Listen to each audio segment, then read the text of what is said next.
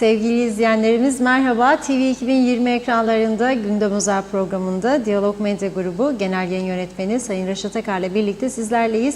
Biraz geciktik, hemen konuları sizlere aktarayım. Evet, ilk olarak Kuzey Kıbrıs'ta suç patlaması nedeniyle yeni cezaevinin yanı sıra eskisinin de dolup taşması nedeniyle sınır dışı edilmeyi bekleyen tümü yabancı 74 kişinin bir öğrenci yurduna yerleştirilmesi ülkemizde bir ilk oldu. Demir parmaklıklarla koruma altına alınan öğrenci yurdunu çok sayıda polis bekliyor. Detaylarını vereceğiz. Mecliste de şartlı tahliye tüzüğünün tartışılması sırasında söz alan İçişleri Bakanı Dursun Oğuz şu an cezaevinde 1013 mahkum ve tutuklunun bulunduğunu belirtti. 89 kişinin şartlı tahliyeden yararlandığını söyledi. Bu arada meclisin bugünkü birleşiminde gergin anlar yaşandı. Kürsüde konuşan CTP Genel Başkanı Tufan Erürman hükümetin icraatlarını eleştirirken Meclis Başkanı Zorlu Töre konuşma süresinin dolduğunu belirterek sözünü kesmesi üzerine gergin anlar yaşandı. Detaylarını vereceğiz. Bir başka konumuz İsrail-Filistin savaşından kaçan çok sayıda İsrail vatandaşı Güney Kıbrıs'a akın ederek mülk satın aldığı, bazılarının da yüksek bedel ödeyerek kiraladığı belirtiliyor. Benzeri durumlar Kuzey Kıbrıs'ta da yaşanıyor. Yine ayrıntılarını ele alacağız. Evet, sonrasında Kıbrıs Türk tarafı biliyorsunuz dış siyasette iki devletli çözümü öne çıkarıp Türk devletleriyle ilişkileri geliştirmek isterken Güney Kıbrıs'ın Crans-Montana'da yarım kalan müzakerelerin yeniden başlaması üzerine ısrarını sürdürüyor. Ancak herhangi bir çözüm öncesinde iki toplum arasında güven arttırıcı önlemler ihmal ediliyor. Özellikle geçişleri rahatlatmak için daha çok sınır kapısı açılması konusunda adım atılmıyor, konuşacağız. Evet, buyurun Reşat Bey. Evet, herkese hayırlı günler, hayırlı haftalar dileyerek başlayalım. Evet, bugün Kuzey Kıbrıs Türk Cumhuriyeti Meclisi'nde yine hareketli anlar yaşandı, gerilimler yaşandı. Tabii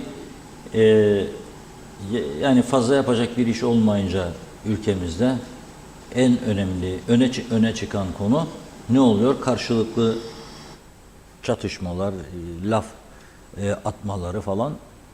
Halbuki ben dikkat ediyorum, halkımızın da ezici bir çoğunluğu, nereden dikkat ediyorum? Sosyal medyada görüyoruz bunu daha çok. Sosyal medya bir ışık tutuyor bize.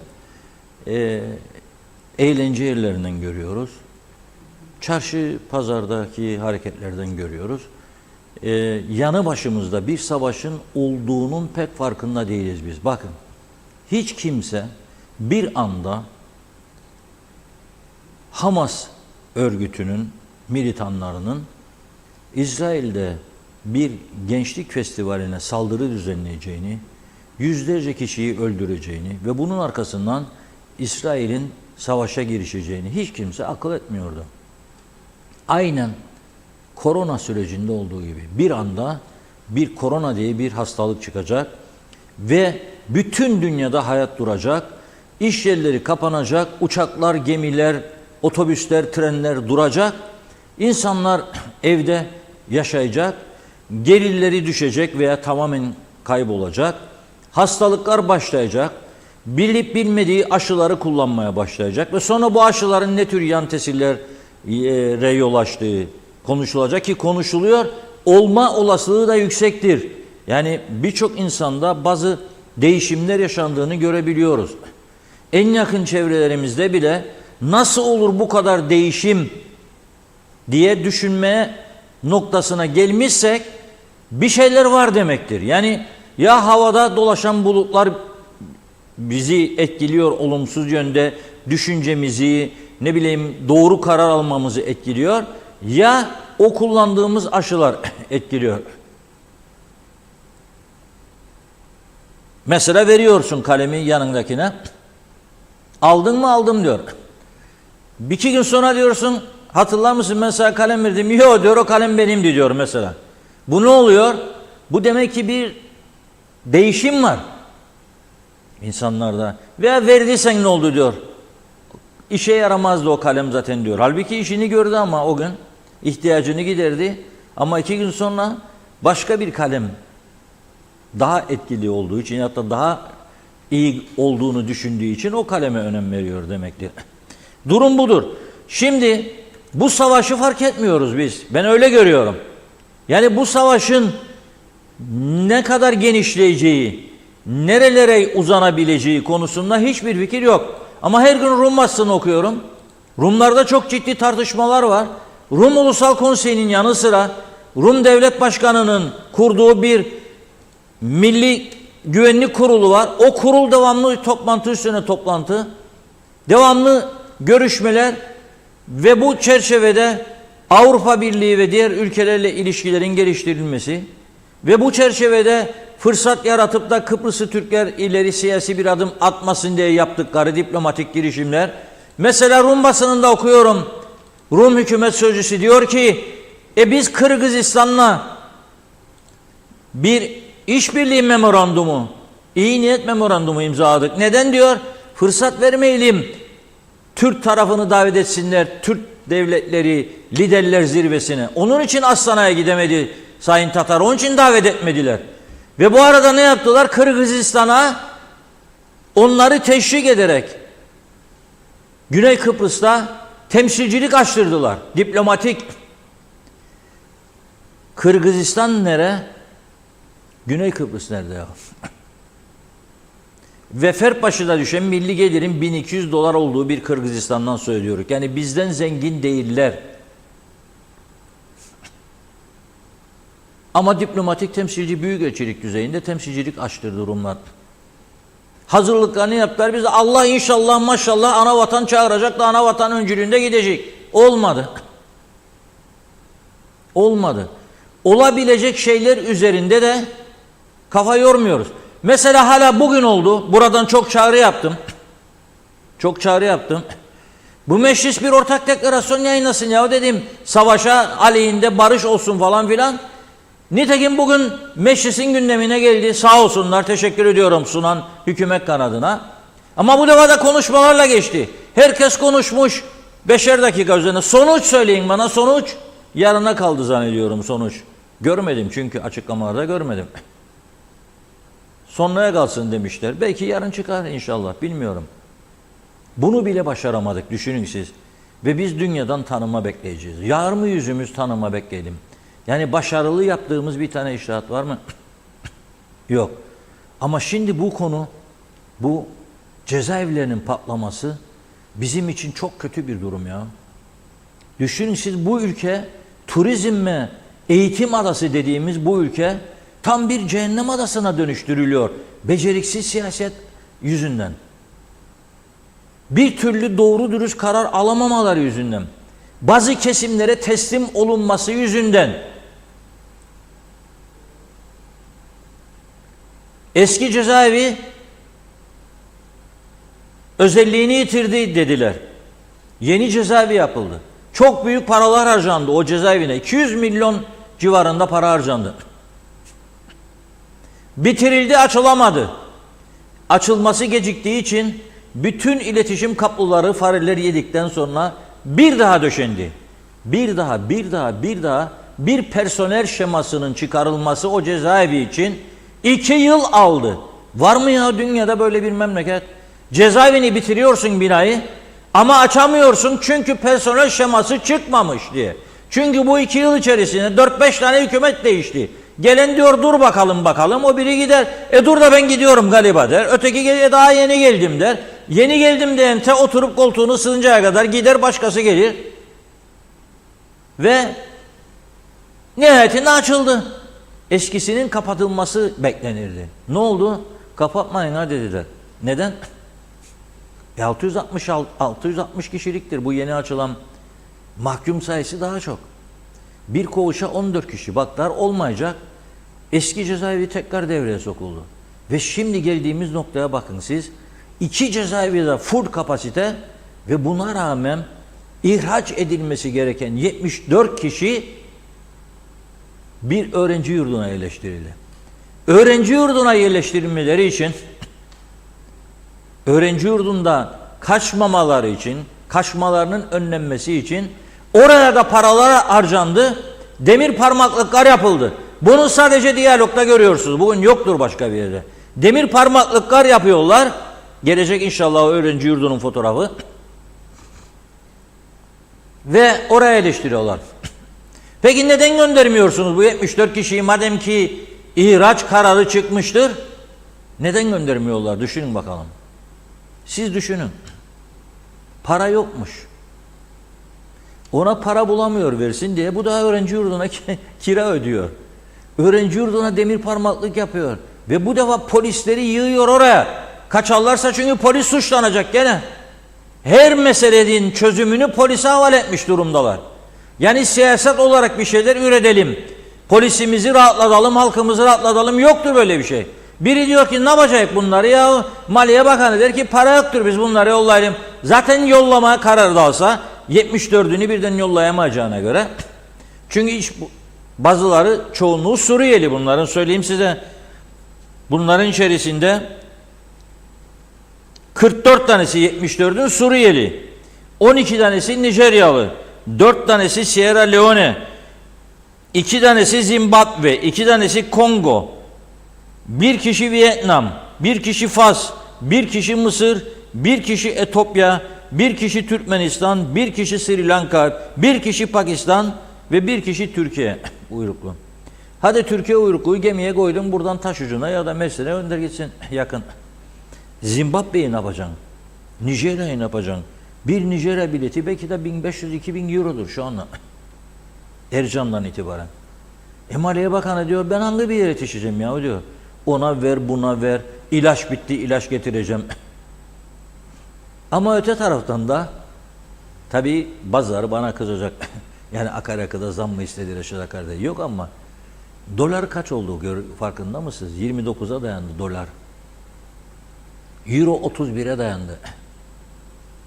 Bunlar hükümet içinde 3 ayrı grup oluşturdular. Parti başkanı kim olacak diye. İnanmazsınız değil mi buna? Bir bakanlar grubunun içerisinde 3 tane rakip vardır. Başbakanla birlikte.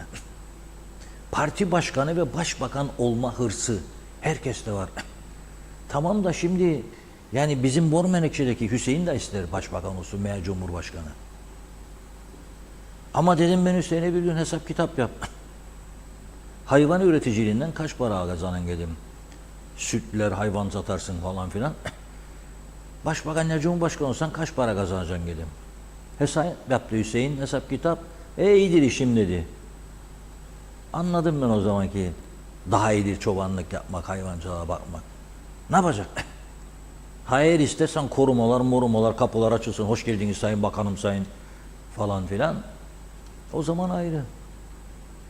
Neticeye gelelim. Karar üretemiyoruz biz karar. Yani oldukça kötü bir durumdayız. Daha ağırını söylemem lazım ama söyleyemiyorum. Ne demek ya bir küçük bir ülkede turizm adasında, eğitim adasında 2 cezaevi de patlasın ya. Yenisi fazlasıyla yeter bize demişlerdi. Ve eskisini kapatmışlardı. Döndüler tekrar açtılar eskisini. O da etmedi. Öğrenci yurdu kiralar. Bu daha birinci. İkinci öğrenci yurdu kiralanabilir. Üçüncü kiralanabilir. Çünkü 5 kişi koysa bugün yollasa diyelim ki Suriyelilerin 10 tanesini gönderdi. Bildirdi Türkiye'ye de gönderiyorum. 10 kişi çıkıyor. 20 kişi getiriyor polis yeni mahkeme emriyle. Çünkü mahkemede diyor ki bunlar kaçak. Şimdi ben bunları kefaletiyle serbest bırakmaya kalkarsam yanlış yapmış olacağım. Çünkü kaçacaklar. Bu adamlar bu kadar zaman bakın bir tanesi dün vardı bizim diyaloğun 1. sayfasına bırakın gideyim diyor. Tutuklanmış. Bırakın gideyim dedi. Yıllarca 4 yıl 5 yıl kaçak yaşamış Kıbrıs'ta bir kadın Nijeryalı. Polis soruyor ne iş yapıyordun diyor. Sen benim lisanımdan anlaman diyor. Yani konuşmak istemiyor. Bırakın gideyim diyor. Memleketime diyor. Ne yapıyordun ya sen 4,5-5 yıl? Neredeydin? Nerede çalışırdın? Ne iş yapardın? O da polisin üstüne havale. Memleketin bütün sorunlarını polisin üstüne havale etmiş durumdalar. Ve koşturur onlar, o mu başkan seçilecek, öteki mi seçilecek, öteki mi? Akaryakıt beklesin. Enflasyonu körüklermiş akaryakıt zammı. Zarar, nasıl karşılayacaksın zararları? Bunların parasını nereden bulacaksın? O zaman giriş kapısında ki gelmeye devam ediyorlar. Öğreniyorum yani.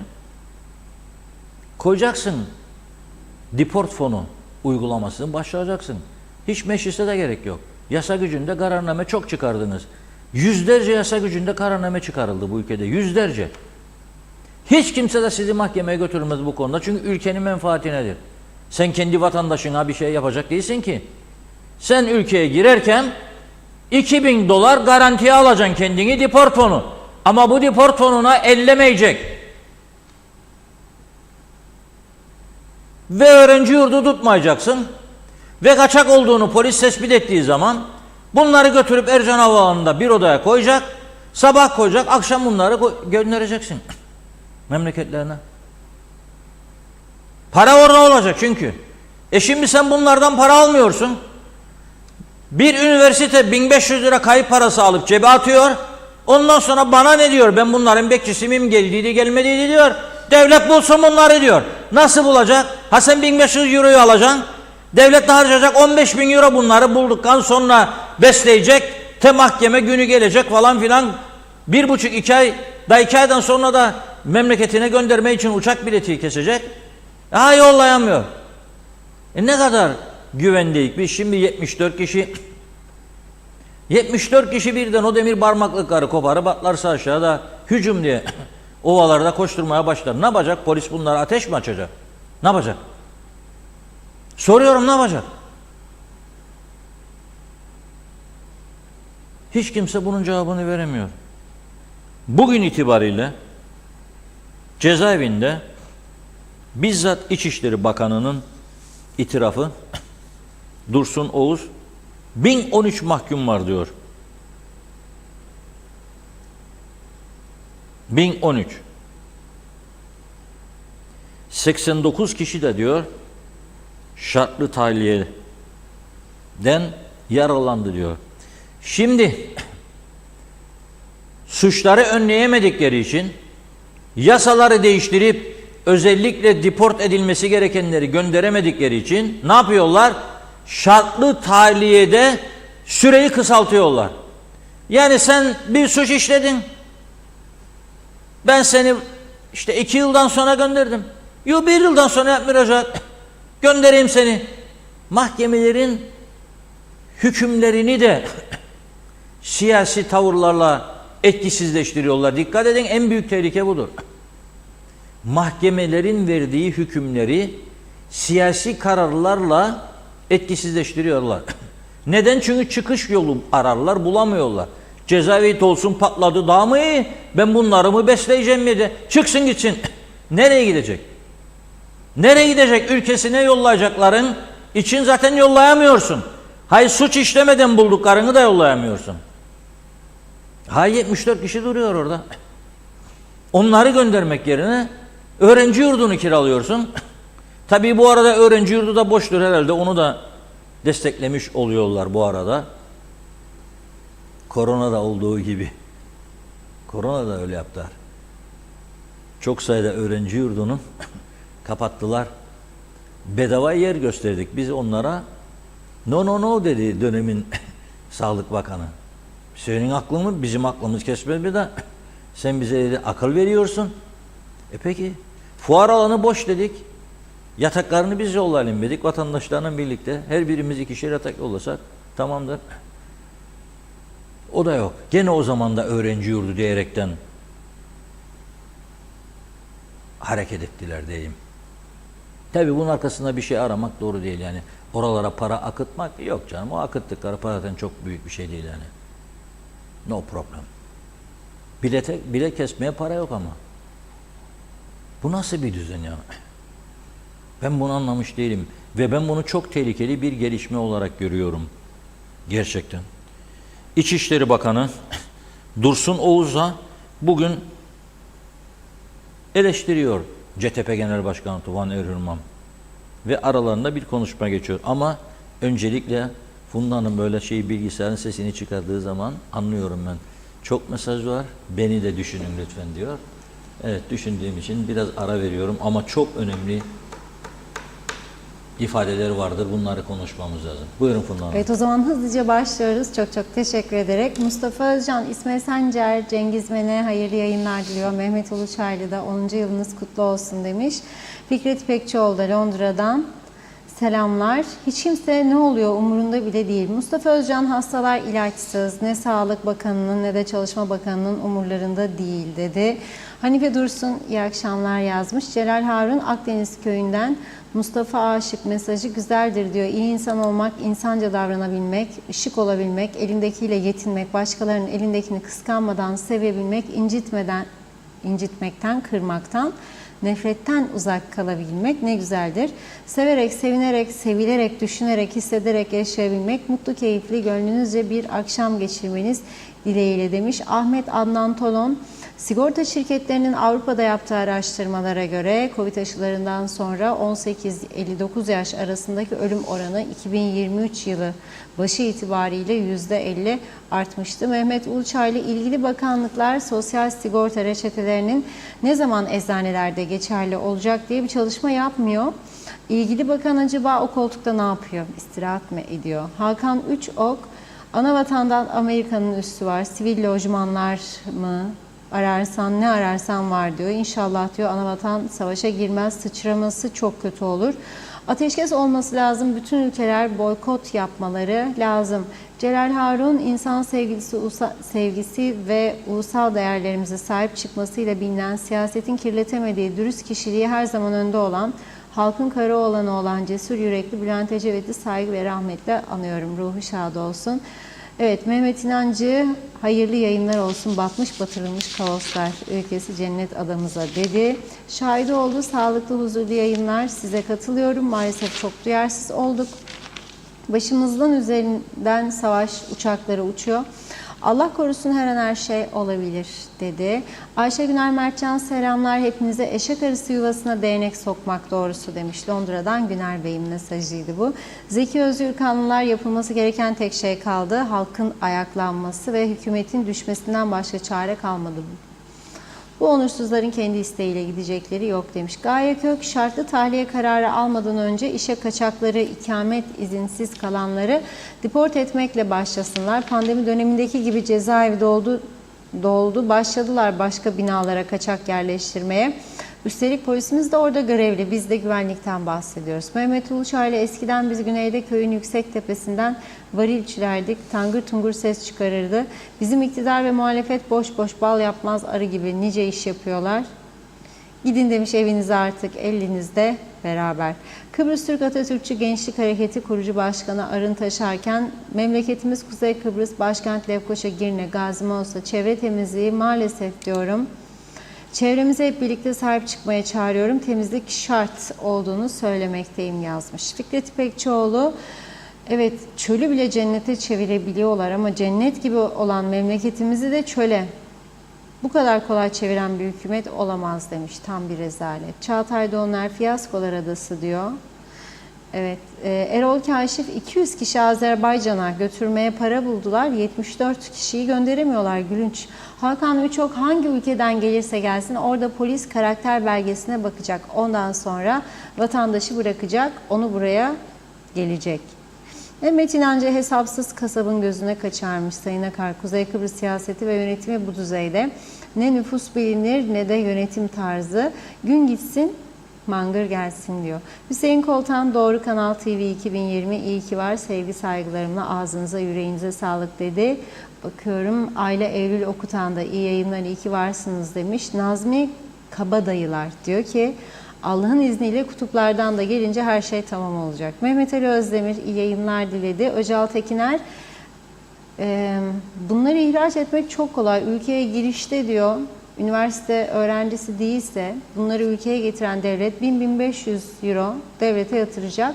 Bunları hapishanede beslemeye, yatırmaya para var da demiş, gerisi kalmış. Birkaç mesaj daha okuyup ara verelim. Çağatay Donlar, bakanım başkanım denildiğini her duyduğumda midem bulanıyor, kusayım gelir.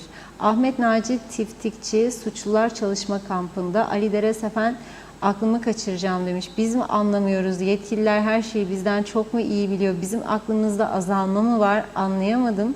Bizleri her gün zehirleyen santral filtresine, ilaç alımına, suçluları göndermeye, buna benzer birçok sorunu çözmeye para yok diyorlar ama verilmesi ve harcanması mecburi olmayan ek mesai, örtülü ödenek, hizmet araçlarına her ay dünya parayı bulmayı beceriyorlar demiş Ali Bey. Daha çok var. Devam edeceğiz yine birazdan. Teşekkür ediyoruz. Buyurun Reşat Bey.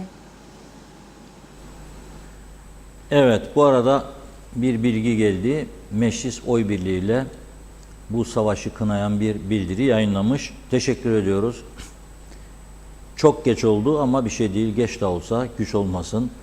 Buradan bir ses verilmesi önemli. Bunu duyurmaları lazım. Bakın devletin şimdi Cumhurbaşkanlığı var. 200'ün üstünde benim bildiğim danışan, danışmayan, asistanlar, şunlar bunlar var. Dışişleri Bakanlığı var. Kaç yüz personeli var bilmem. 28 tane temsilcilik, 32 temsilcilik var. Tanıtma dairesi var. Enformasyon dairesi var. Takatuku ajansı var. 3 kanallı BRT'si var. Bunun 5-10 lisanda dağıtılması lazım. Dağıtılması lazım ve barış istediğimizi, savaşlara karşı olduğumuzu Birleşmiş Milletler'e de bu karar metnini derhal İngilizceye çevirip Birleşmiş Milletler'in buradaki temsilcisine vermek lazım. Avrupa Birliği'nin temsilcisine vermek lazım. Filistin'in Güney Kıbrıs'taki elçisine vermek lazım. İsrail'in Güney Kıbrıs'taki elçisine vermek lazım. Biz burada öyle böyle falan diyoruz ama Filistin'in burada bir temsilciliği yoktur. Bakın, bir temsilciliği yoktur. Ben Filistinlere yönelik saldırıyı üzülerek izliyorum, kınıyorum ama Filistin bile bizi bugüne kadar desteklemedi Kıbrıs davasında. Filistin bile. Güneyde büyükelçilikleri var. Abbas devlet başkanları 2 kez gitti bir yılda Güney Kıbrıs'a. Onları bile ikna edemedik biz. Onun için kendi kendimize burada o faşisttir, o komünisttir, o iki devletli istedi, o biri karşıdır da, o Rumcudur da falan. Bırakalım bunları artık. Masal gazet, birbirimizi kandırmanın, aldatmanın ötesinde hiçbir şey yaptığımız yoktur. 49 yıldan ne varsa Rum'dan kalan yedik bitirdik, son kalanları yiyip bitiriyoruz. Tamamdır bu iş. Bakın ben bugün gene mecliste konuşulanları dinliyorum. Ne diyor Tuvan Hoca diyor? Siz diyor eğer önlemezseniz diyor kaçakları bu ülkede 2 cezaevi de yapsanız gene dolacak diyor. Doğrudur. İçişleri Bakanı da diyor ki geçen gün de itiraf etti. Tarihi bir itiraf var burada. Tarihi bir itiraf var. Nüfusumuzu bilmeden diyor nasıl diyor şey yapacak. İçişleri Bakanı, Kuzey Kıbrıs'ın Forever Tiyarensi'nin İçişleri Bakanı diyor ki İleriye dönük diyor bir plan yapılacaksa nüfusun bilinmesi gerekir diyor. Ben mi bulacağım nüfusu? Ben mi bulacağım? Bakın dünyanın hiçbir yerinde kalmadı ama ayıp değil. Ayıp değil. Bütün belediyelerin çalışanlarını, bütün kamu görevlilerini görevlendireceksiniz. Önce kendi evlerini getirip beyan edecekler size kaç kişi var evde. Sonra da onları görevlendireceksiniz. Kapı kapı gezip, köy köy gezip, planlama yapıp çalacaksınız kapıyı. Kaç kişi var bu evde? Mesela yabancı biri çıktı. Bir kişiyim ben dese de sana, gireceksin tuvalete bile bakacaksın. Evin içine. Başka çaren yok. Bu kadar durumdasın. Yani bu kadar aciz durumdasın. Ülkende kaç kişi var nüfus bilmiyorsun. Bu işten baş sorumlu olan İçişleri Bakanı söylüyor. Tabii sorarsan ona o da diyecek. Ben daha geleli göreve 2 ay ya beklersiniz ben bileyim bunu. Benden evvelki. Senden evvelki de senin partilindi. Ondan evvelki senin partilindi. Ondan evvelki de o birinin partilisiydi. Bir İçişleri Bakanlığı ya. Nüfusumuzun kaç olduğunu bilmek diyor İçişleri Bakanı. 23 Haziran 2023'ten beri diyor 247 başvuru yapıldı diyor şartlı tahliye için. 89'u yaralandı diyor. 3'te 1'i yaralandı, daha fazlası demektir. 1013'te mahkum var diyor. ülkede kayıt dışı olarak izinsiz ikamet başta olmak üzere çok sayıda kişinin olduğunu biliyoruz diyor. Altını çizerek söylüyorum. Önemli kısımlarını aldım sadece.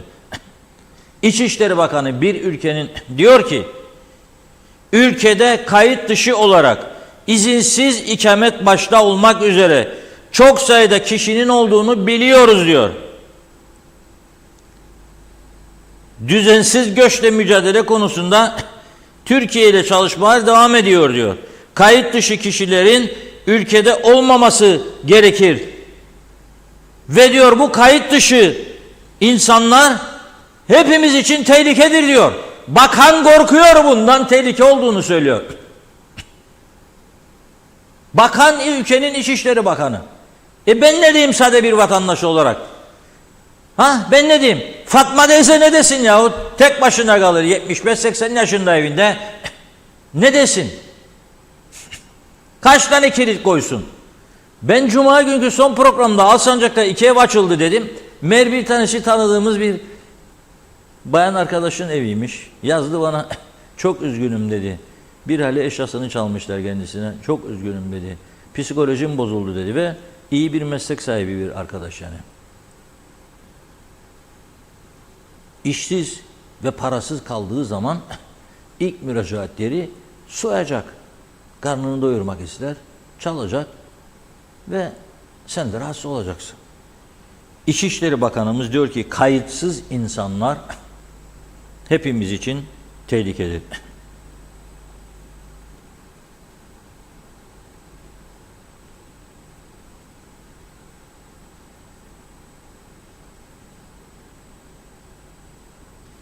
Ve gündemimizde de diyor muhaciretle ilgili bir af yoktur şu anda diyor. Bir mahkum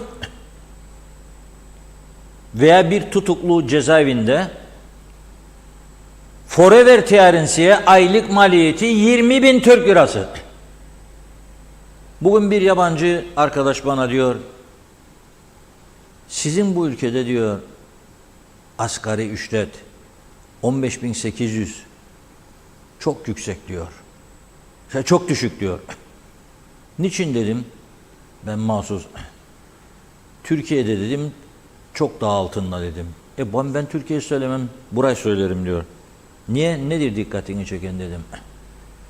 Bir ev kirası diyor oldu diyor 500 sterling.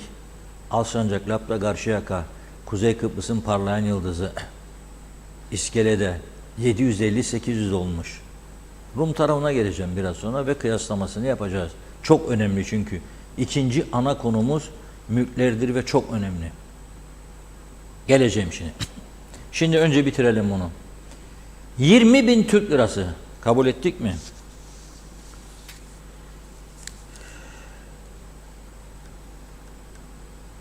Bin kişi koyuyorum cezaevine. 20 milyon lira ayda. 240 milyon senede. Bu mahkumun sadece veya tutuklunun yemesi, içmesi, ilacı falan. Peki sen bu 13 tane mahkumu beklemek için kaç tane gardiyan çalıştırıyorsun? 280-300 civarı benim bildiğim. 300 civarı. 20 milyon üstüne sen ne koyman lazım? Ve bu kadar parayı harcıyorsun. Neyin karşılığında? Bu gelenlerin büyük bir kısmı yabancılar. Çok uzaklardan ne yapmaya geliyor? Yani harita üstünde bile bilmedikleri bir küçük adaya ne yapmaya geliyorlar? Çünkü onlardan önce gelenler oradaki acentere diyor ki geliniz buraya. Burada diyor bir saldırgan olmayan, üzerine yürüdüğünde geri çekilen, korkan bir halk vardır. Bir. İki, Uyuşturucu için çok uygun pazar. Ticaret yaparsın, büyük para kazanırsın. Belirli bir kesimde çok iyi para var. Alıyor. Kokain patlaması var Kıbrıs'ın kuzeyinde bugün. Metamfetamin patlaması var.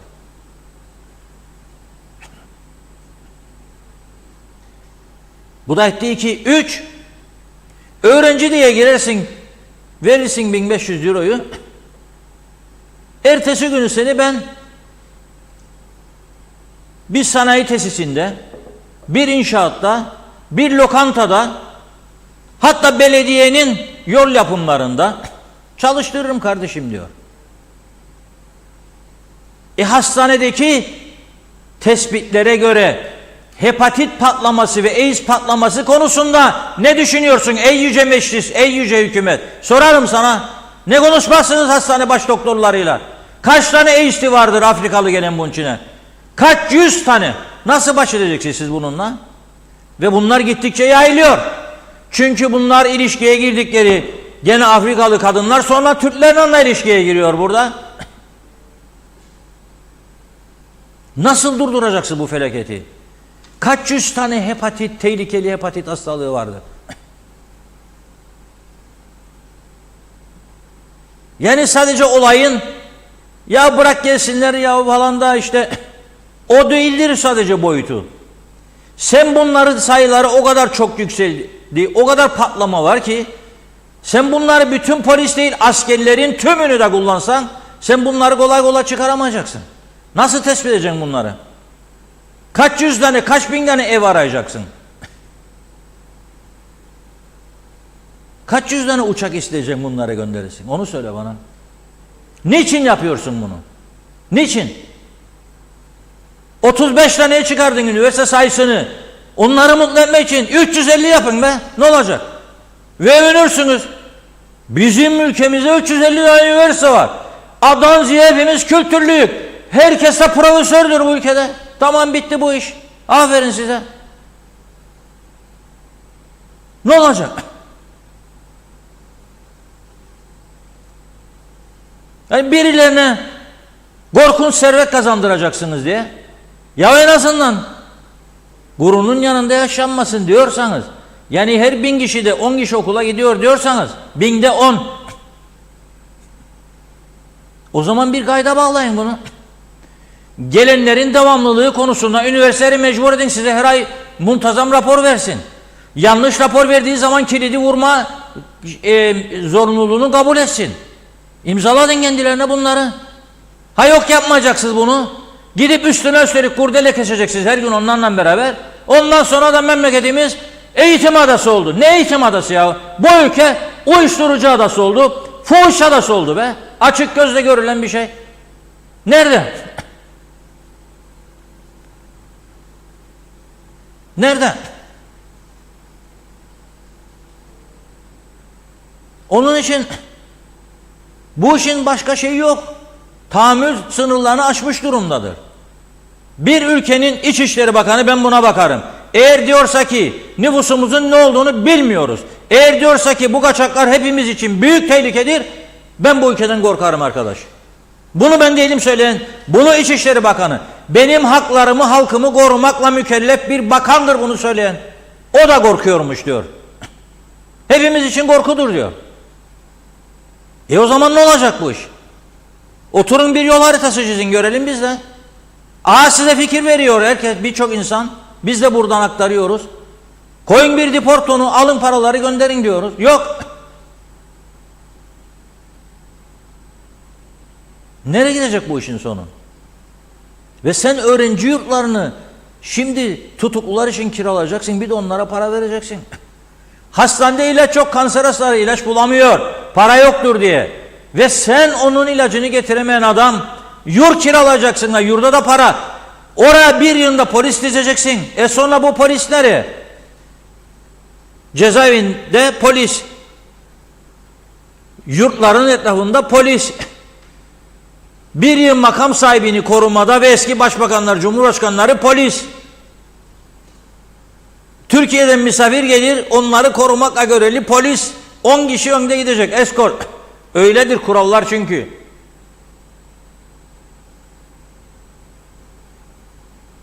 Trafik patladı, kazalar, polis. Uyuşturucu patladı, her gün her yerden bir şey çıkıyor, polis. Cinayetler, şiddetli saldırılar, hırsızlıklar, soygunlar patladı, polis. Reçete yolsuzluğu dedin, polis. Telekomünikasyon dedin, şimdi polis. Sınır kapıları, polis. Nasıl çıkacak bunun içinden? Sen 10.000 kişilik polis ordusu kurman lazım bunun içine. Hadi buyur. Ne için? Ne maksat için? Ne maksat için? Ha bu ülkeye sen hatırı sayılır adam gelsin, tabii ki gelsin. Bak ne yapıyor Güney Kıbrıs? Siciline bakıyor, ondan sonra satıyor mülklerini çok iyi parayla ve devlet de vergisini çeke çeke alıyor elinden.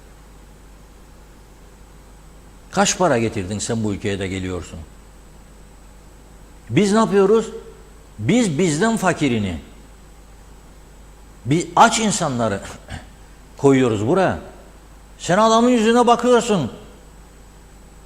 Fırıldak gibi oynuyor gözler, sorduğuna okula mı gideceksin? Evet diyor. 45 yaşında okula mı geldi ya buraya? Biliyorsun uyuşturucu kaçakçılığı yapacak ya başka bir iş. Ayrıca çağrı yaparım yıllardır. Adres gösteriyorum, gelin diyorum bazı yerlere. Çok kolaydır sizin için bulmak. Ne gitmiyorsunuz? Bir önceki Çalışma Bakanı dedi, adamım yok benim dedi, o kadar göndereyim dedi. Şimdiki diyor ben 1-2 ay içinde çıkaracağım bu işi ortaya. Aha geçti 2 ay. 2 yıl değil 20 yıl daha çıkaramazsınız siz. 20 yıl daha. Neden? Çünkü kadronuz yok diyorsun. Çünkü bu konuda da oturup belediyelerle işbirliği yapmıyorsunuz. Belediye zabıtalarına kullanalım birlikte. Polis, Çalışma Bakanlığı, İçişleri Bakanlığı, belediye zabıta işbirliği yapabilir. Bir yığın bakanlık bakmayanlık vardır. Ne o bakanlar sayısını bilmiyor, ne iş yaptığını bilmiyor. Öyle bakanlıklar vardı personelin. Onları görevlendirebilirsiniz. Bir kısa süreli bir haftalık polisle birlikte bir eğitimden geçirip hep birlikte adanın genelinde yürüyebilirsiniz bu işlerin üzerine. Ama mühim olan kaçakları topladığın zaman nasıl göndereceksin geri? Gittiğimiz restoranların büyük bir çoğunluğunda Afrikalılardır şimdi. Afrikalılardır. Garson o. Bulaşıkçı o.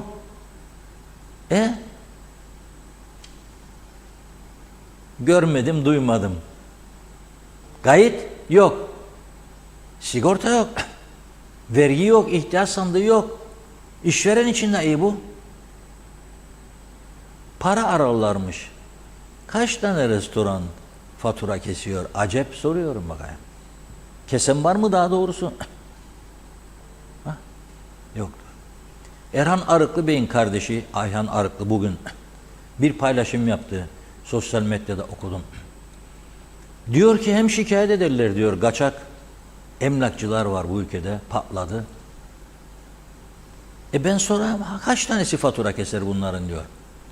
Şimdi ben gittim Funda Hanım'ın evini satın alıyorum. Aracı geliyor bana diyor ki burada bir ev var. Ona diyor bak diyor ben diyor sana bu evi diyor 100.000'e satarım. Onu benim ha diyor. 10.000 sterling. Alıyor benden 100.000 lirayı. 90'ını veriyor, onu da koyuyor cebine. Fatura? Yok. Fatura kesemem. Bu iş öyle olmaz. Sen sadece sarılacaksın belirli bir zümrenin sırtına, kayıtlı işletmelerin ve kayıtlı vatandaşların, onların parasını çekeceksin, alacaksın. Ve bununla da maaşları ödeyeceksin, 13'leri ödeyeceksin, emeklileri ödeyeceksin. Da kalırsa da para ilaç alacaksın hastaneye. Kalırsa da para bilmem ne. Olur mu ya? Böyle bir devlet düzeni olur mu? Böyle bir kabile yönetimi olur mu? Böyle bir topluluk yönetimi olur mu ya? Sorarım ben sana. Açık ve net soruyorum. Aha bu hırsızlıkları biliyorsunuz hepiniz de benim gibi. Neden tedbir almıyorsunuz? Kimdir korkudan sizi ya? Nedir? Baskı nedir? Kimden geliyor bu baskı? Varsa eğer. Yoksa buyurun yapın. Kararlılık ister, cesaret ister. Ama yoktur. Göremiyorum ben. Birbirlerine düşler. Şimdi kurultay yapacaklarmış. Hangisi başkan olacak, hangisi başbakan olacak?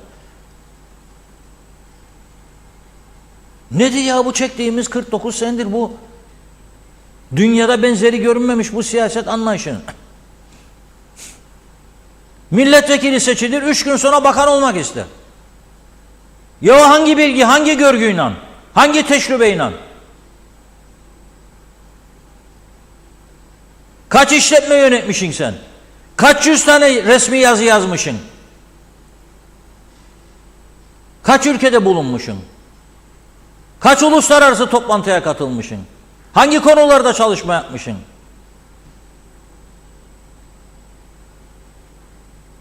Milletvekili 3. gün bakan. İstiyor olsun. Sonra da küsüm oynamam. Göreceksin sana ne yapacağım kurultayda. Ne yapacaksın? Halkın yapması gerekenler var. Sizin değil. Halkın yapması gerekenler var. Ama altta karar verdiğinde çok geç olacak. Hiçbir akıllı adam şu anda KKTC yönetimine talip olmaz. Çünkü tutacak hiçbir dal yoktur sağlam. Hiç tutacak sağlam bir dal yoktur. Başta bu kaçaklarla nasıl uğraşacağım? Ya ben Turizm Bakanlığı'nın yayınladığı istatistiklere bakarım. Bir yılda 105.000 Afrikalı girdiyse bu ülkeye bitmiştir bu iş be kardeşim. Ben bakarım her girdiğim restoranda garsonlar, içeride bulaşıkçılar, meze hazırlayıcılarının çoğu Afrikalı olduysa bitmiştir bu iş. Gayet yok, kuyut yok. Ben bakıyorum pazar günleri Belebaş yolunda bir yer var. Yüzlerce çıkarsa örümcek gibi oradan. Bitmiştir bu iş. Nedir konuştuğumuz? Ben bakıyorum yolda trip yapan arabaların artık önemli bir kısmı Afrikalıların sürdüğü lüks arabalarsa bitmiştir bu iş. Sen 20.000 lira her tutuklu ve mahkum için ayda vereceksin. Ama öte taraftan uyuşturucu testi yapabilmesi için polisin 18.000 dolara bir cihaz almayacaksın. Nasıl iş bu iş? Olacak iş değil. Ve İçişleri Bakanı tarihe geçecek. Ve mecliste bugün tabii bu kadar konuşulacak, çözüm bekleyen konu varken bakın bir de Tufan Erhürman ile Meclis Başkanı arasında yaşananları izleyelim birlikte. Bakalım. Onu söylediydiniz. Ben size söylediğiniz şeyi ne için 3 haftadır yapmıyorsunuz diye sormuyorum aslında, tespit yapıyorum. Toparlayalım. Neyi toparlayacağım Zorlu Bey? 25 dakika konuşmanız. 5 dakika. Ben size o şansı verdim zaten. Yani karşılıklı konuşmalardan dolayı konuşma sürenizi zaten benim şansım değildir. zaten müsaade ettim. Konuşmak benim şansım değildir, 30 dakika oldu. Ama genel kurulunun düzenini sağlamak sizin sorumluluğunuzdur. Konuşmak benim hakkımdır. Kavramları doğru kullanın. O süreyi Genel kurulda düzeni sağlamadığınız müddetçe de genel kurulda düzeni sağlama adına konuşmacının konuşma süresine siz bağırın, ben de bağıracağım. Genel kurulda düzeni sağlamadığınız müddetçe düzeni sağlama adına konuşmacının konuşma süresine müdahale etme hakkınız yoktur. Orada süs bitkisi değilsiniz. O zaman orada başkanlık yaptığınızın bilinciyle, sorumluluğunuzdan, yükümlülüğünüzden davranacaksınız. Ben müdahale... Maskaralığa döndürmeyeceksiniz. Maskaralık yoktur yeter burada. Yeter artık ya. Ben müsaade ettim. Ben müsaade ettimse maskaralık da yoktur burada. Bak daha fazla tahammülsünüz. Dilinizi doğru kullanın. Hayır, dilinizi doğru kullanın. 3 defadır kendi yapmanız gereken işi konuşmacı olarak ben buradan yapmak zorunda kalıyorum. Ve hep böylesiniz. Lütfen. Hep böyle devam ediyor. Daha geçen hafta bu meclisi rezil ettiniz. Bak fotoğraflar çıktı. Biz burada konuşuruz. 10 kişi de telefonda konuşur. Hiç umurunuzda değil bunlar değil. Sizin umurunuzda olan onda bunda gezip yüce meclis, yüce devlet bilmem ne demek. Hayır, bütün milletvekillerine söylüyorsanız bunu ayrı bir konu. Bütün milletvekillerine söyleyin. Kendi grubunuza da söyleyin bunu. Meclis başkanı da dinlesin, belki öğrenir o da. İdare birel işlem yapmadan önce, yani bireylerle ilgili işlem yapmadan önce yaptığı işlemden hakları etkilenecek olan ki maaş en temel haklardan biridir, özlük haklarından biridir.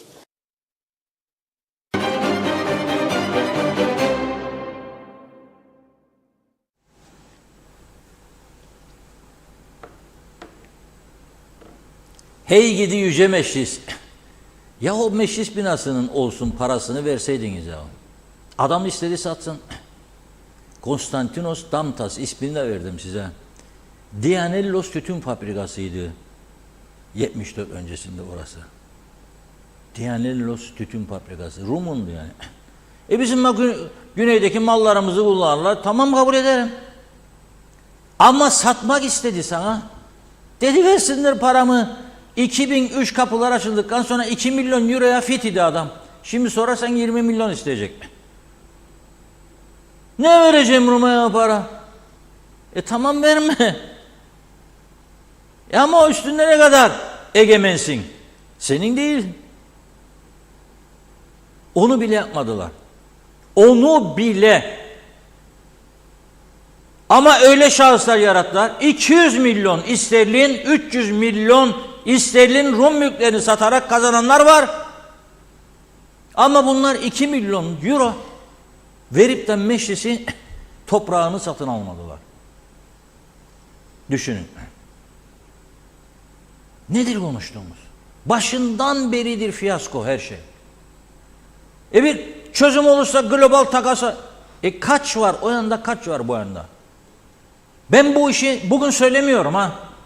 Merhum Cumhurbaşkanı Rauf Denktaş bir basın toplantısı düzenlediğinde bir gün Günaydın Gazetesi'nin muhabiri olarak karşısındayım ben de. Çok bozuldu o gün bana. Çok iyi günlerimiz de oldu Denktaş Bey'le. Çok gerilimli günlerimiz de oldu. Bana 2 sene mesela demet vermeme ambargosu koymuştu. Sonunda da seçimde benden yardım istedi ve oldum. Helal olsun.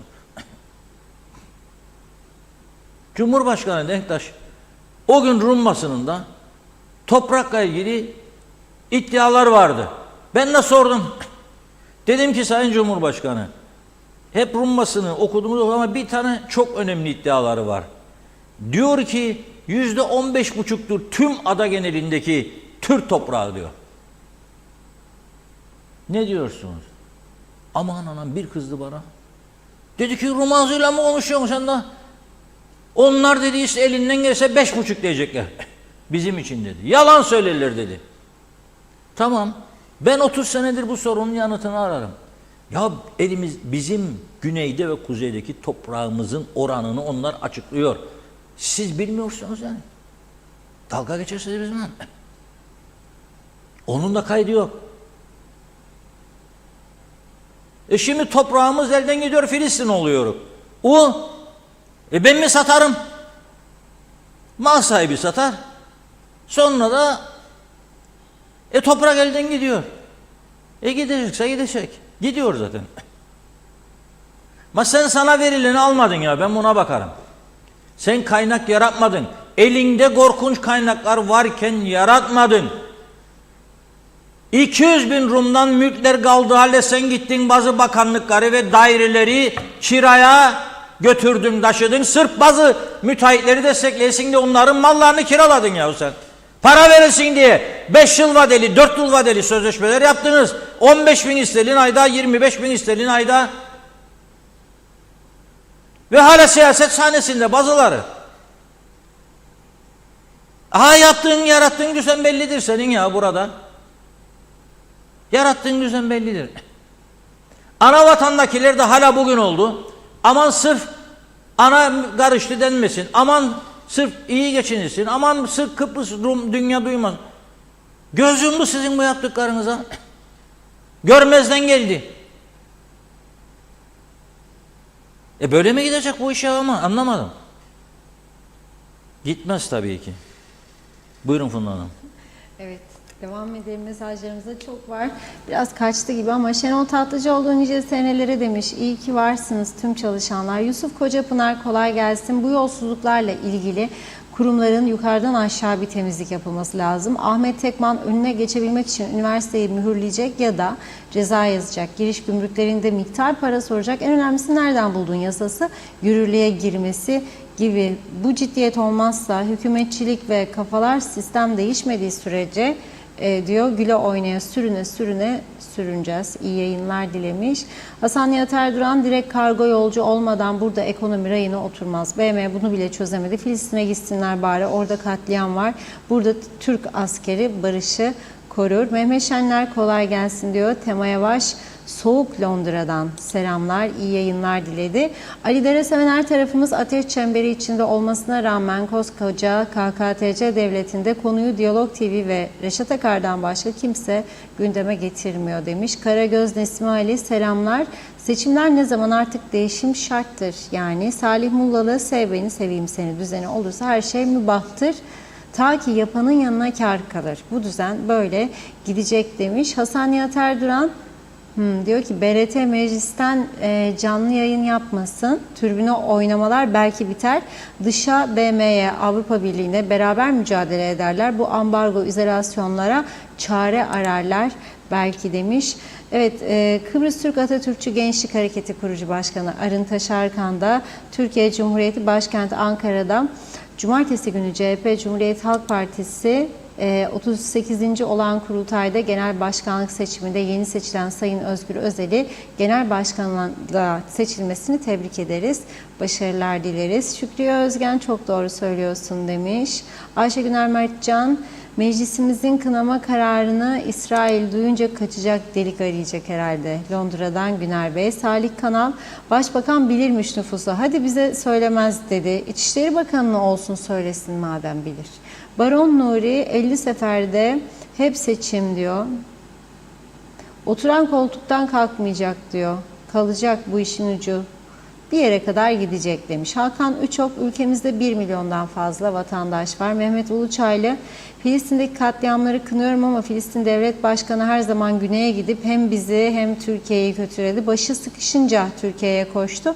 Olmaz böyle rüzgar siyaseti demiş. Sayar Eker selamlar. Bu devirde ne milliyetçiyim ne illiyetçi. Dürüst insan olmak bana yeter. Evet, Mehmet İnancı ben her zaman söylerim, külliyenin yarısını hapishaneye çevirsinler. Belki bu kaçaklar, suçlular derin nefes alırlar. Bir yılda yeme içme bedava olsun Reşat Bey. İsmet Esenyel, evet bugün programıma çıkardığım Antik Liman'da esnaf olan İsmail Sabbar, liman bitse bile Turizm Bakanlığı'yla mahkemelik olduklarını ve proje bitse bile haklarının yenildiği vesilesi ve ihale şartları değiştirildiği için açmama kararı aldıklarını söyledi. Evet, Kemal Osman Ceyhanlı, insanlık içe sayılıyor, yaşamak gün geçtikçe zorlaşıyor demiş, tehlike büyük. Çağatay Donlar, hususi 2'de 1'de bakan bakmayan değiştirirler, sorumluluk kabul etmesinler diye. Evet, Hakan Üçok, Reşat Bey doğru söylüyorsun demiş, açlık sınırı 30.000 liranın altında. Evet, İsmet Esenyer, bu ev benim kızımın evi yazdı. Ali Dere Seven, uzun zamandır ülkemiz her bakımdan çok zor bir süreçten geçerken tek sorun dahi çözemeyen meclisin ve içindeki vekillerin orada ne işi var? Hepsi meclisi kapatıp evlerine gitsinler. 3-4 ay tatil yaptılar. Şimdi ise meclisi açtılar. Herkese soruyorum. Meclisin kapalı ve açık durumunda ülke ve halkımıza hizmet verme konusunda herhangi bir fark var mı? Mustafa Özcan, dinledikçe insanın tüyleri ürperiyor. Küçücük ülke sorunlar yumağı, çözmeye çalıştıkları yerde habire düğüm atmaya çalışıyorlar dedi.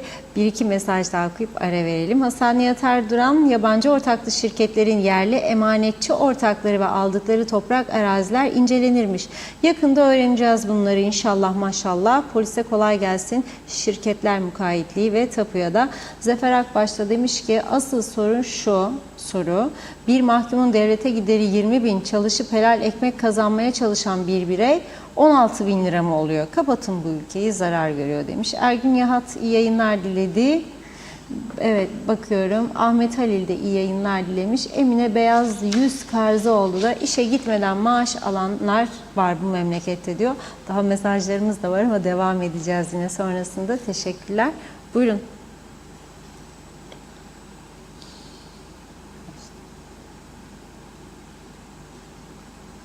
Evet, buyurun. Teşekkür ederim çok. Trafik polisi yolda yüzünü ters dönerse geçen arabanın süratini görmez. Yani yayıncılıkta da böyledir. Dikkatin nerede olması lazım? Stüdyoda. Şimdi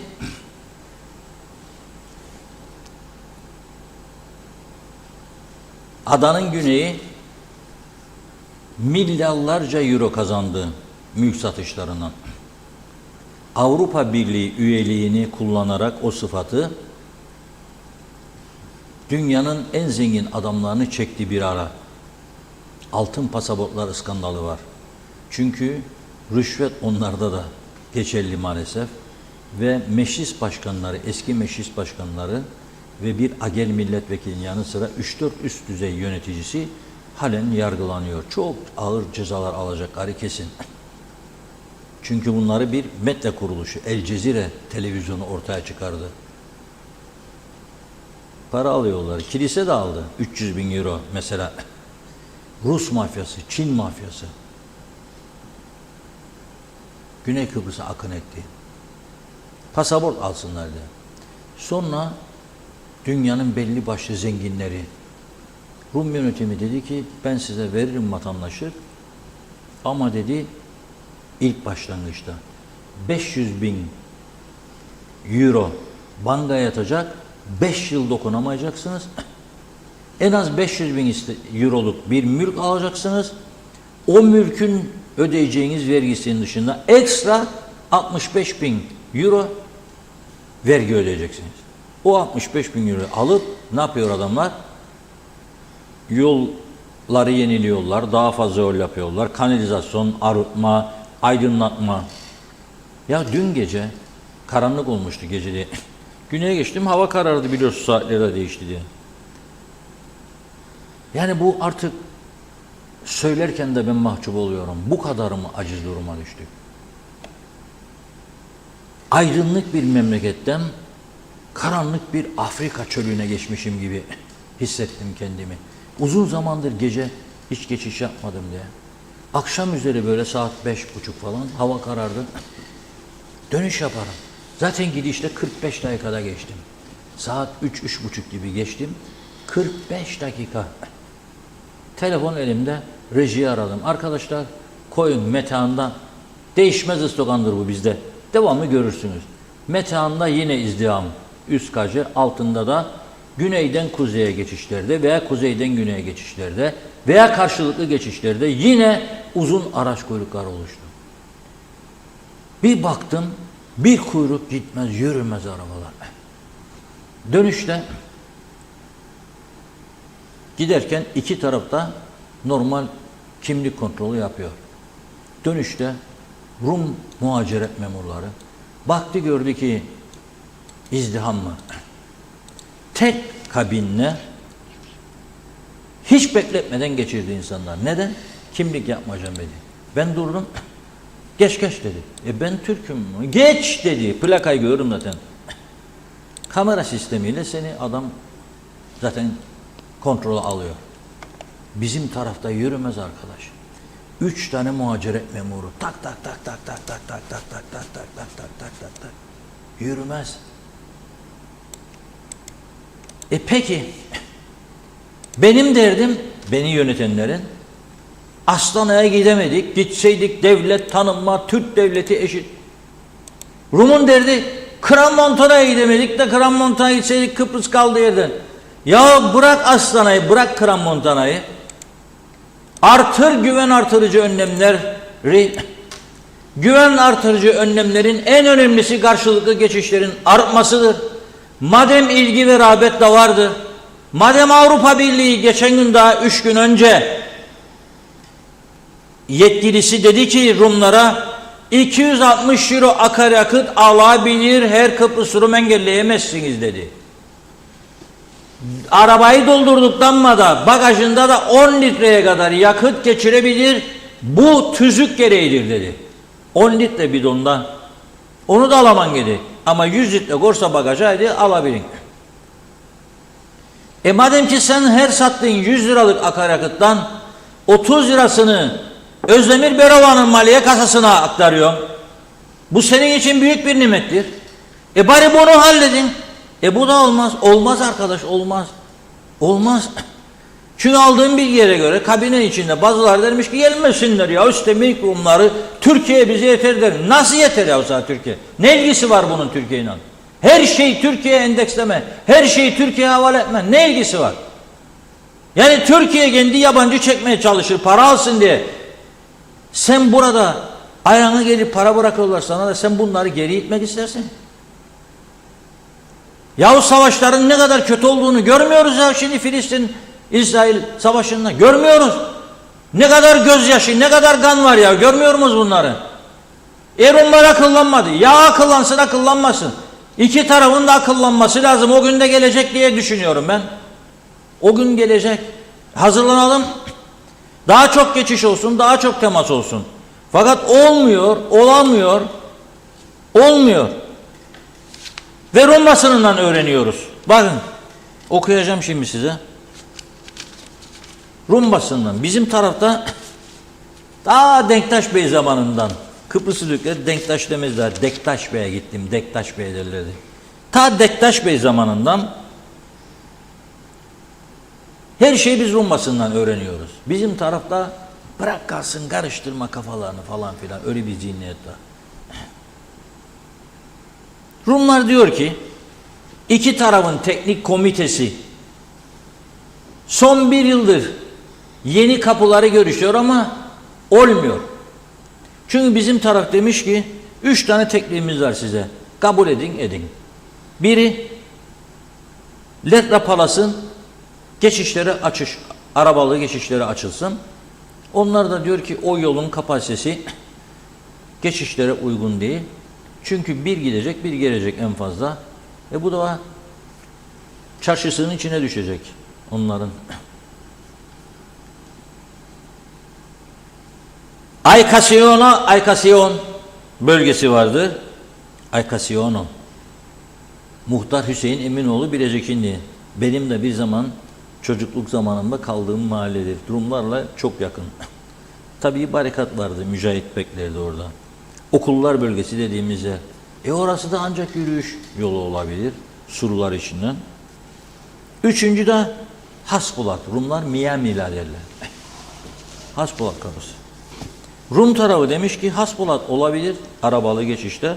Ama biz de istedik ki Piroi kapısı, Kiracılar kapısı, Erenköy kapısı, Aşağı Pirgo kapısı açılsın. Yani sizin istediğiniz olmaz hep. Neden Lefkoşa'da başlangıç adımı olarak Mausa kapısı var? En büyük kapı, geniş, rahat. Neden o kapının açılmasını bizim taraf talep etmiyor? Bunu da anlamış değilim. Yani 3 tane şartım var, kabul edersen et. O da diyor madem senin 3 şartın var, benim de 4 tane şartım var, kabul edersen et. Dolayısıyla uzlaşamıyorlar. Bu konuyu Birleşmiş Milletler'in huzurunda çözmeleri lazım. Ve bizim sivil toplum örgütlerimiz de baskı kullanması lazım iki tarafı da. Rumlarla birlikte nasıl ortak yürüyüş yaparsınız? Tek ada, tek ülke, barış için ileri diye bunu da yapın bir eylemcik. Gidin Metehan kapısına bir git kuzeye bir güneye, bir kuzeye bir güneye. Gidin gelin yapın. Gidin Lokmacı'dan gidin gelin ellerinize pankartlar. Ha Birleşmiş Milletler'e çağırın bir atak politika izleyin siz de.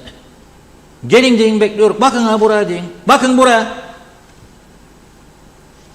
Biz istiyoruz. Açalım bir kapı Lefkoşa. Sonra konuşuruz diğerleri gene.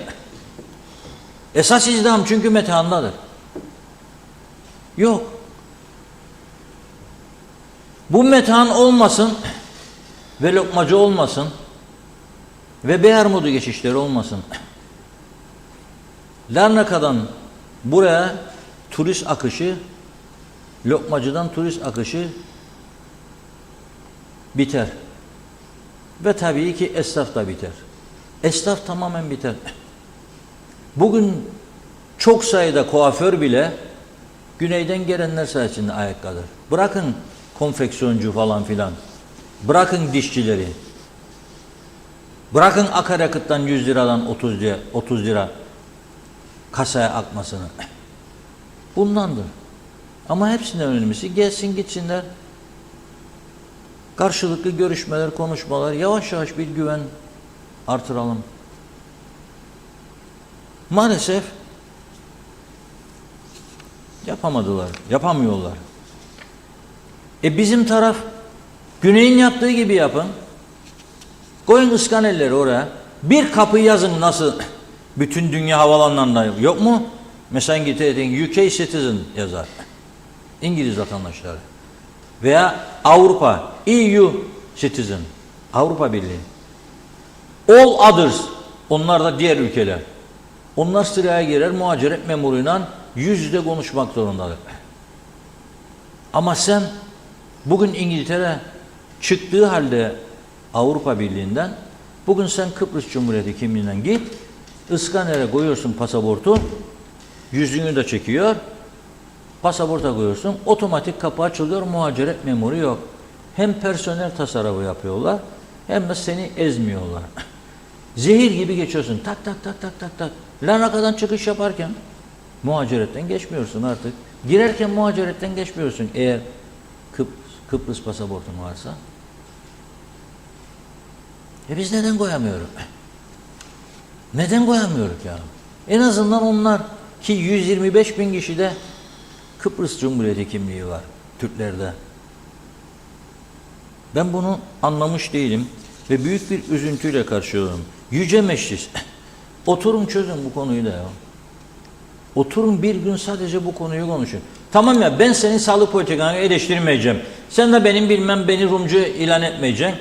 Bir gün sadece memleketimiz için sabahtan akşama bitinceye kadar 50 milletvekili ne olacak? Birer paket döner gönderirim ben, devam etsinler geceden.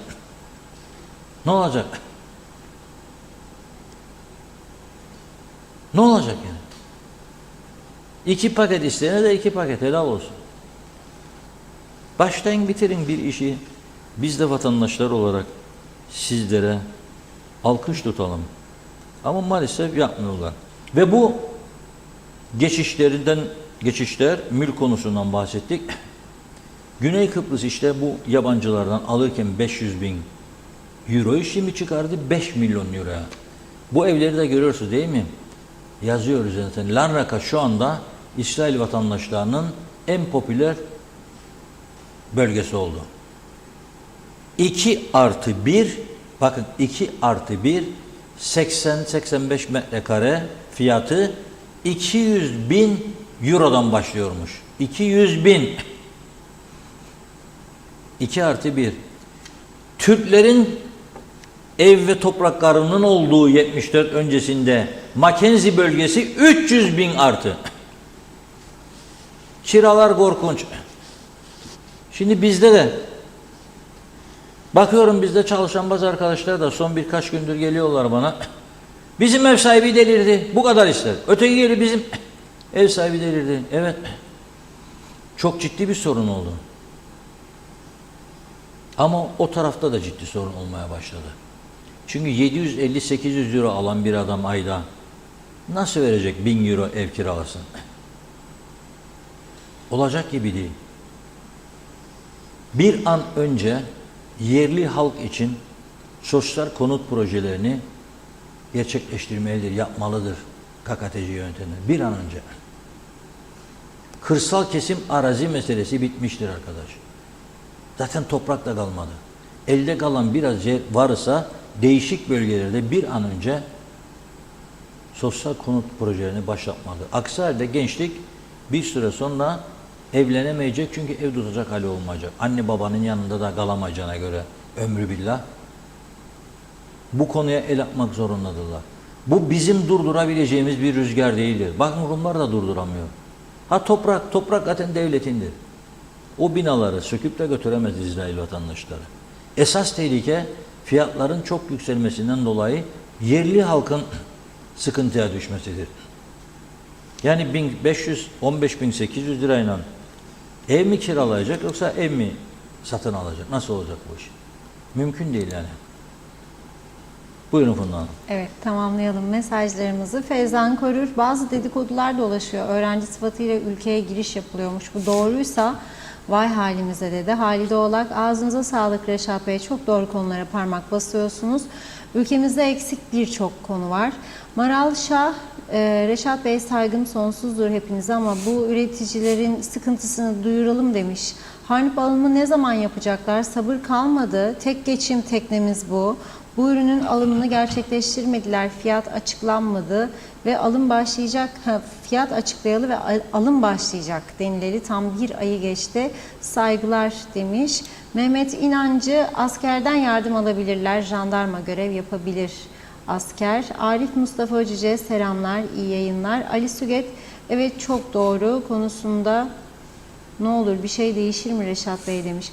Hasan Nihat Erduran, bizim mahallede diyor emekli asker, polis hepsi de avcı. Evlerde topuz da var. Asayiş yolunda. Arabalar müzik sesini kısar da geçer bizim mahallede diyor.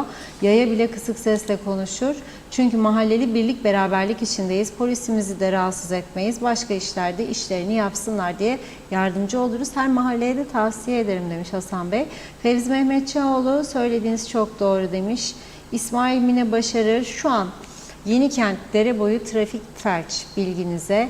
Mehmet İnancı, vekil seçilenler bakanlık yapmamalı. Mecliste 50 vekil çok, 25 idare eder. Evet bakıyorum.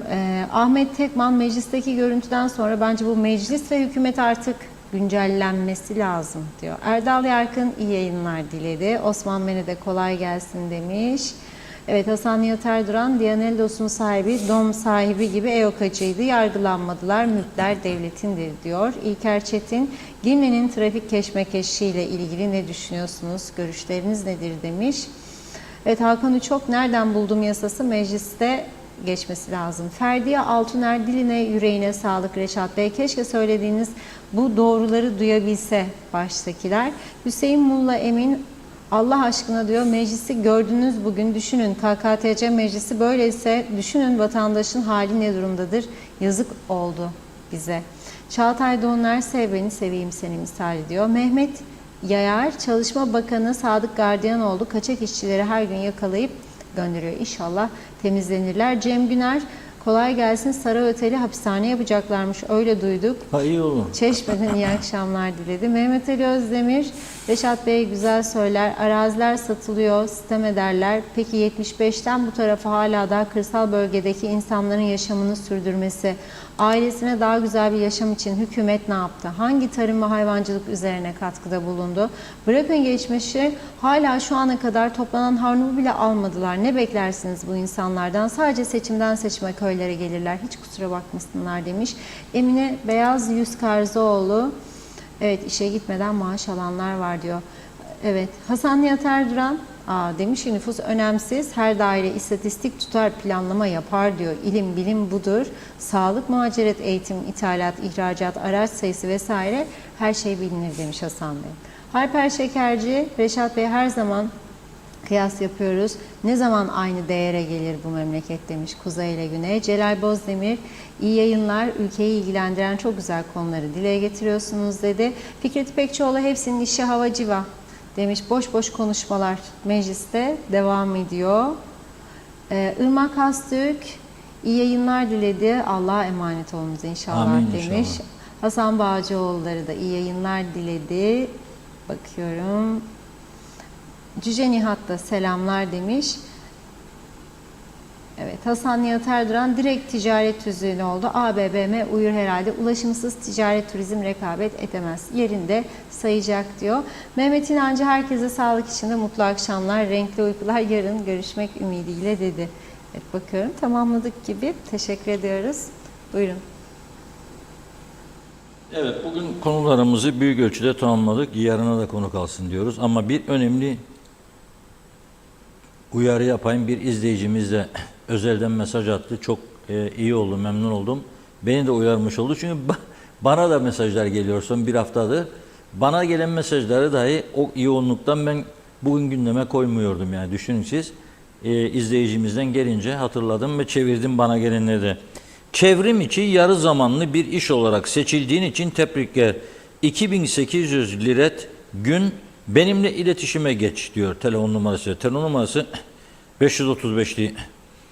Bir başka mesaj geliyor. Tebrikler, 50 Türk lirası free bonus kazandın. 150 TL çevrimsiz SMS güvenlik bonusu. 20 TL discount, Pronet altyapısı, sınırsız eğlence. Bibi bu buret falan filan. Bir yıl 2 tane de ondan önce gelmişti. Sakın ola sakın ola bu gelen mesajlara cevap vermeyiniz. Dönüş yapmayınız. Sakın telefon numaralarını aramayınız. Sakın. Kesinlikle sakın bu konulara girmeyiniz. Çünkü bu konulara girdiğiniz demek sizi içine çekecekleri demektir.